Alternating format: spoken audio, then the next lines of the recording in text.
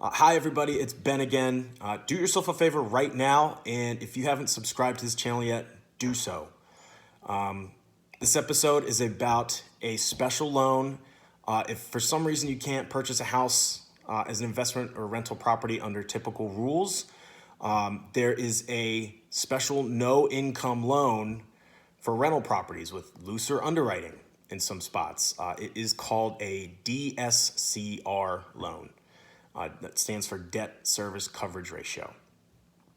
And for this, you don't use any actual income of your own. Instead, you take credit for what that house is expected to draw in rental income every month. And that's before you even have a renter lined up to move into the property, before you even know what that lease amount's gonna be for. So you gotta figure out that amount. And to get that, you have to get an appraisal. So the appraiser determines what that typical rent will be like for a similar house in that neighborhood. And you don't know, what your rent income is going to be until that appraiser submits that appraisal in for us. So it's a waiting game. And they do a special calculation to get this figure.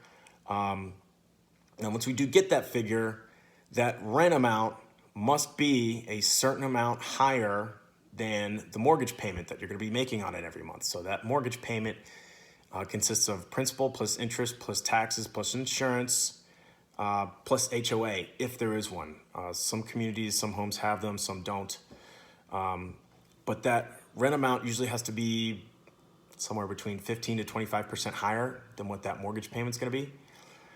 So for example, if 25% was what you needed extra on top of the mortgage payment, then a $5,000 payment would cover a $4,000 mortgage payment, because $5,000 is 25% higher than $4,000, whereas a $4,000 rent would not cover a mortgage payment of $5,000.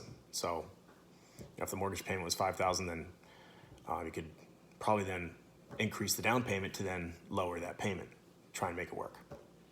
But you got to pull credit for this. You got to bring money for the down payment and closing costs. And a couple special notes about this. Gifts will usually work. Reserves are usually needed. So that means after you spend your money on closing day on the down payment and closing costs, you've got to show the lender proof that you do have X amount of dollars left over in your bank account. Those are reserves. Usually no first-time buyers allowed, and the loan-to-value ratio is usually about 75%. So that means the loan amount that you get on the property can't be any more than 75% of the home value.